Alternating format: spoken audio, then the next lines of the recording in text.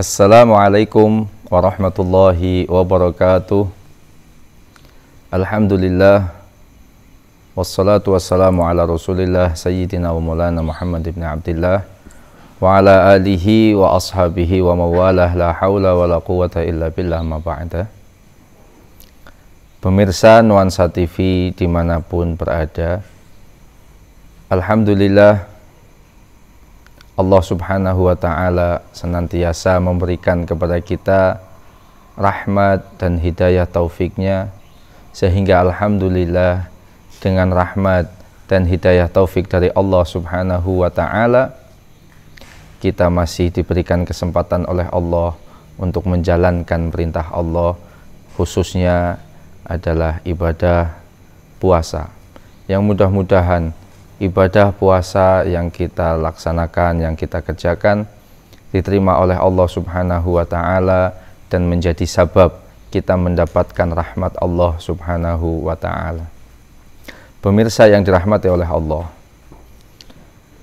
berbicara mengenai rahmat, perlu kita ketahui bahwasanya Allah subhanahu wa ta'ala memiliki dua rahmat, yaitu rahmat yang umum dan rahmat yang khusus. Sebagaimana diterangkan oleh Allah di dalam Al-Quranul Karim, Allah berfirman, wa rahmati wasi'at kulla syai'.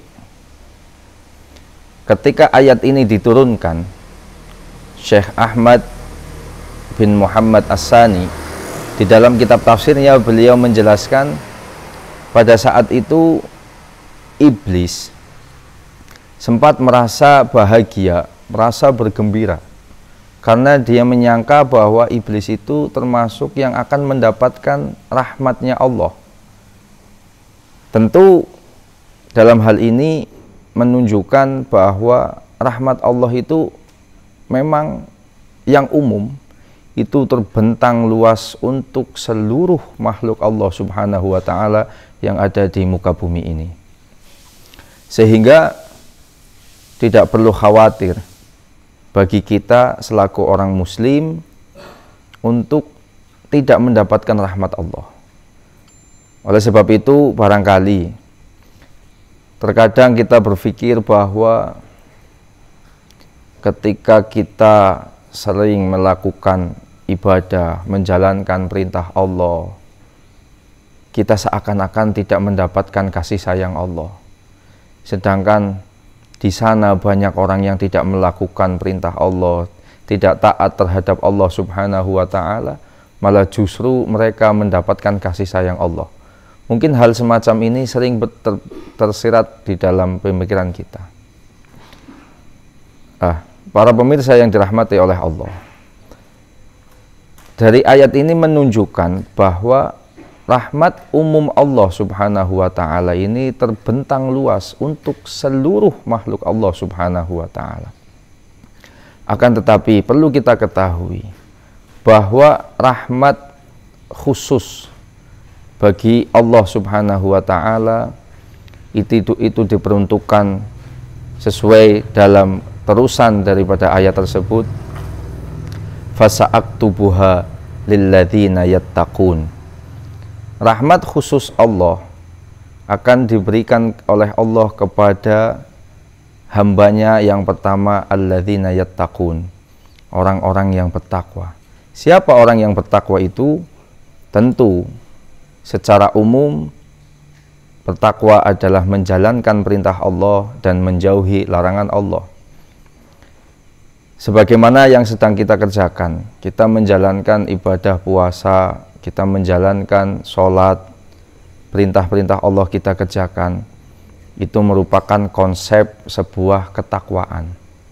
Kita menjauh dari barang yang haram, kita menjauh dari hal-hal yang dilarang oleh Allah, itu juga sebuah konsep untuk menjadi takwa. Berikutnya, walladzina yu'tunaz zakah. Rahmat khusus Allah ini akan diberikan kepada orang yang mau mengeluarkan zakatnya, baik itu zakat fitrah ataupun zakat mal. Yang ketiga, walladzina hum biayatina yu'minun. Allah Subhanahu wa taala akan memberikan rahmat khususnya kelak di hari kiamat, kelak di akhirat bagi orang-orang yang beriman, percaya terhadap kitab Allah, yaitu Al-Qur'anul Karim. Sebagaimana sabda baginda Nabi Muhammad sallallahu alaihi wasallam, Iqra'ul Qur'ana fa innahu ya'ti yaumal qiyamah syafi'an li ashabi. Bacalah kalian Al-Qur'an, pelajarilah kalian Al-Qur'an, karena kelak Al-Qur'an akan datang pada hari kiamat sebagai pemberi syafaat untuk para orang-orang yang selalu rajin membaca Al-Qur'an dan mempelajari Al-Qur'an.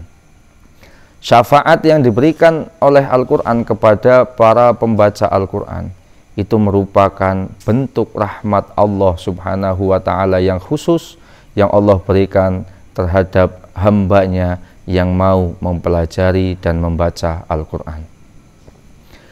Para pemirsa yang dirahmati oleh Allah, selanjutnya Allah melanjutkan bahwa rahmat khusus Allah akan diberikan kepada siapa?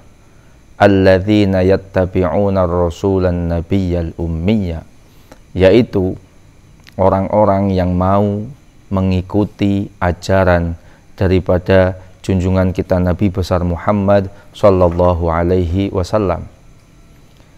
Di dalam ittiba atau ikut terhadap ajaran baginda Nabi Muhammad sallallahu alaihi wasallam, tentu di sini membutuhkan ornamen-ornamen yang sangat banyak. Terutamanya adalah al-ilmu. Di dalam mengikuti ajaran Nabi, mengikuti sunnah Nabi harus didasari dengan ilmu.